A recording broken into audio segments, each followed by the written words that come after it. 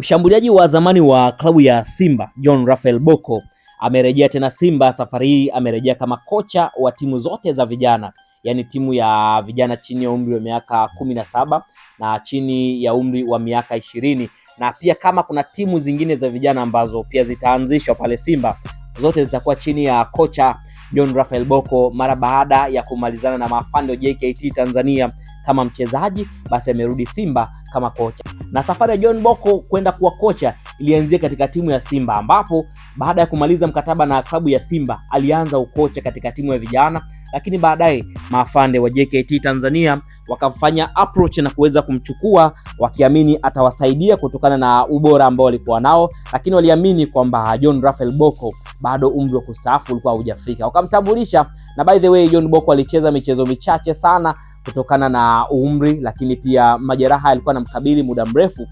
Baadaye mkataba wake kuweza kumalizika na hakuna taarifa rasmi kutoka JKT Tanzania ya kumpa thank you, lakini John Bocco alikuja kuonekana akiwa kwenye mazoezi ya Simba, na taarifa kutoka ndani ya uongozi wa Simba zilithibitisha kwamba John Raphael Bocco papa amejiunga na Simba kama kocha wa timu zote za vijana. Kwa hiyo program zote za timu za vijana za upande wa klabu ya Simba zitakuwa chini ya John Raphael Bocco. Sasa ni muda mwingine wa John Raphael Bocco kutuonesha sura yake nyingine mara baada ya kumshuhudia kiubonda kuanzia Azam FC, akaenda Simba na baadaye akaenda JKT Tanzania, na hivi sasa amerudi kama kocha wa timu za vijana wa klabu ya Simba. Pengine inaweza ikawa ni safari kama ilivyokuwa kwa kocha Suleiman Matola almaarufu Veron, ambaye hivi sasa kila kocha anayefika katika klabu ya Simba yeye ndiye anampokea, au safari ya John Raphael Bocco itaishia hapa hapa, kwa sababu kuna muda hizi timu zetu kubwa hasa za Simba na Yanga huwa hazijali sana wachezaji wao legend au wachezaji ambao wamaliza soka katika timu hizo,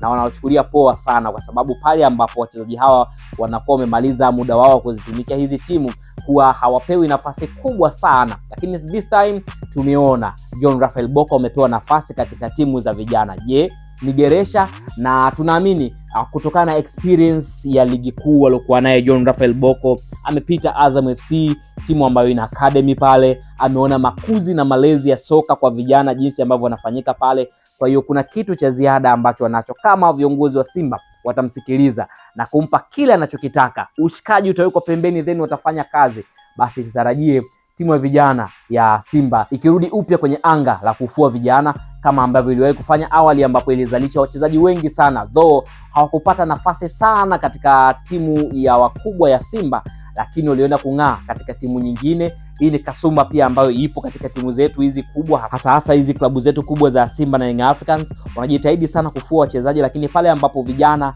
wanaanza kudevelop na kuanza kuonesha kitu cha ziada au kuanza kuonekana kama wana kitu fulani hivi, wanapandishwa kwenda kwenye timu wakubwa, alafu wanakuwa hawapewi nafasi, kisha baadaye wanaishia kutolewa kwa mkopo. Kwa hiyo this time safari ya John Raphael Bocco tunaamini itakuwa ni safari ya matumaini kwa vijana, na tunamtakia kila la heri John Raphael Bocco katika utendaji wake wa kazi mpya kama kocha wa timu za vijana kwa upande wa klabu ya Simba Sports Club.